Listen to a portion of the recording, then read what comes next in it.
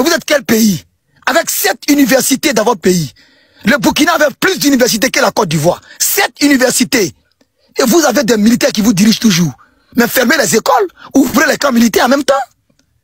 Fermez toutes les écoles et ouvrez les camps militaires. Transformez les écoles en camps militaires. Comme ça, on verra que vous êtes forts.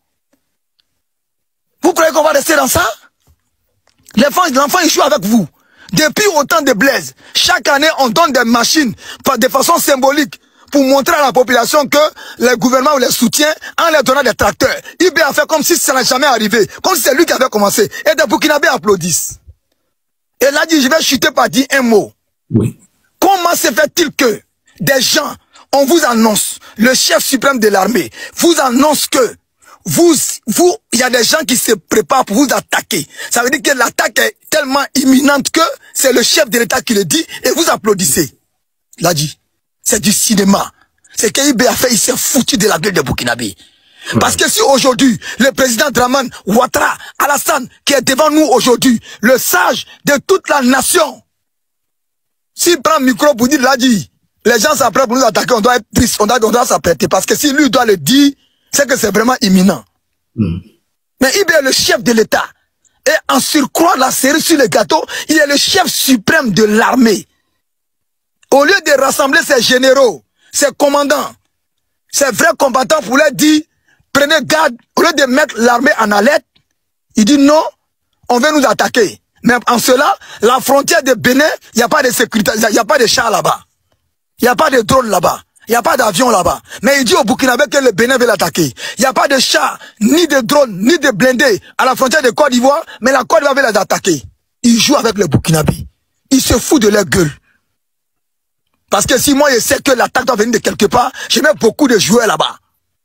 Oui. Mais il se fout de vous. Excusez-moi, hein, Alassane Konobo, Yisso, Burkina Débat, Nadi 84, je vous connais. Excusez-moi, mais si vous ne vous levez pas, votre pays est bazardé. IB a vendu votre pays à la Russie. Et la Russie va dépouiller votre pays. Comme un charognard. Ça va vous laisser que les caracasses. Vous n'aurez vos yeux que pour pleurer. Vous n'aurez que vos yeux pour pleurer. Et je vous dis, nous allons militer pour ne pas que quelqu'un rentre en Côte d'Ivoire en tant que réfugié. Parce qu'on ne va pas accepter. On ne va pas accepter. Hein? Soit vous vous réveillez pour récupérer vos terres, la terre de vos ancêtres, ou bien vous dormez, vous avez peur, et il va faire ça à la Russie va vous détruire. Regardez en Centrafrique. En 6 mois, le président Touadéra, il a fait 3 fois en France. Il demande à la France de revenir. Le Français dit non. Vous allez l'île. Là, dis-moi, j'ai fini. Merci beaucoup. Voilà, merci. Merci. Un putsch est comme une maladie qui frappe un pays, qui frappe la vie de la nation, qui empêche une nation de se développer parce qu'elle est anticonstitutionnelle. Donc, si un pays veut se développer, si un pays veut attirer les investisseurs, ce n'est pas avec un putsch. Ça, tout le monde le sait. Même quand tu fais un retour en arrière et que tu fouilles un peu dans l'histoire,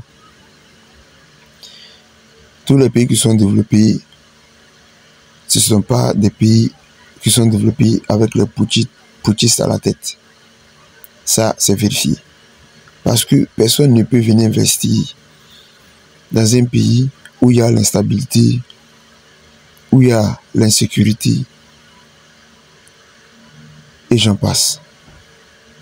Donc, si le Burkina aujourd'hui veut se développer, il faut qu'ils aillent aux élections afin que un civil soit élu à la tête du pays pour qu'il puisse mener à bien la politique ou le développement, pour qu'il puisse entamer le développement que les populations attendent.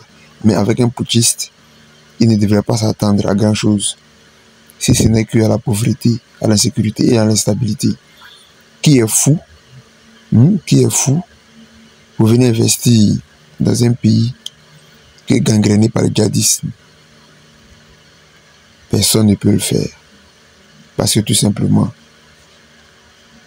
comme on le dit toujours, l'argent n'aime pas le bruit. À bon entendeur, salut, M. Bédissan faisait quoi toujours.